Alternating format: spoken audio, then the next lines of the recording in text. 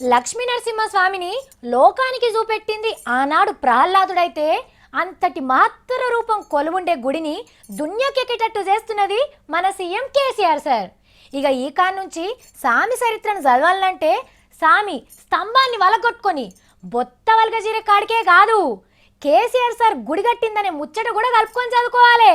ఆగో గంత పెద్ద కార్యాన్ని తలకెత్తుకొని కొబ్బరికాయ కొట్టిండు సీఎం సారు. మల్లోపారి చిన్నజీయర్ సాముల వారిని ఎంటబెట్టుకొని సీఎం సారు గుట్ట మీద కాలువెట్టిండు. ఈ తాప గవర్నర్ నరసింహన్ సారు వాళ్ళింటామే కూడా వచ్చిండ్రు.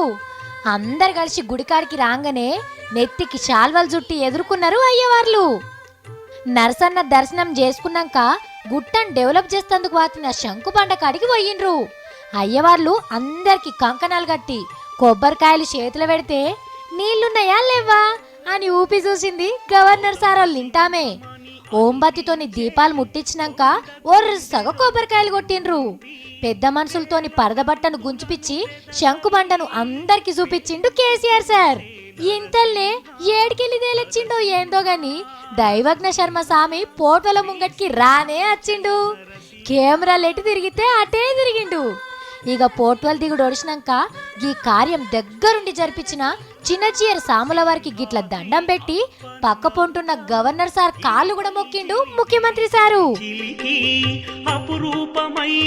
అటెంక నరసింహం సారు వాళ్ళింటామే ఇగో గీ తీర్ల సాముల వారికి దండం పెట్టిండ్రు.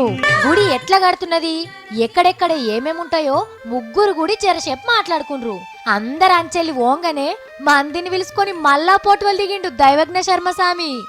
చిన్నజీయర్ సాముల వారు గప్పట్ల చెప్పినట్టే గుడి నక్షను కంప్యూటర్లకు ఎక్కించి రంగులు ఊసి పెద్ద టీవీలో చూపించిండ్రు ఆఫీసర్లు. మీరు కూడా మంచిగా చూడుండ్రి.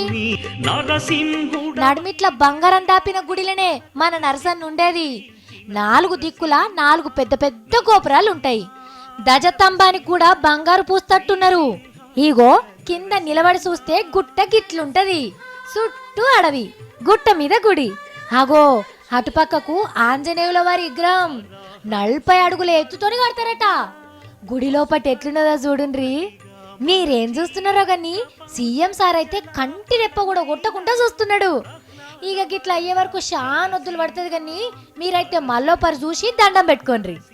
మొత్తం చూసినాక మళ్ళా కొన్ని సలహాలు ఇచ్చిండు సాముల వారు. ఇవన్నీ చూసినాక మన యాదగిరి గుట్ట తిరుపతి ఎంకన్న గుట్ట లెక్కనే అవుతుంది అని అనిపిస్తున్నది కదా.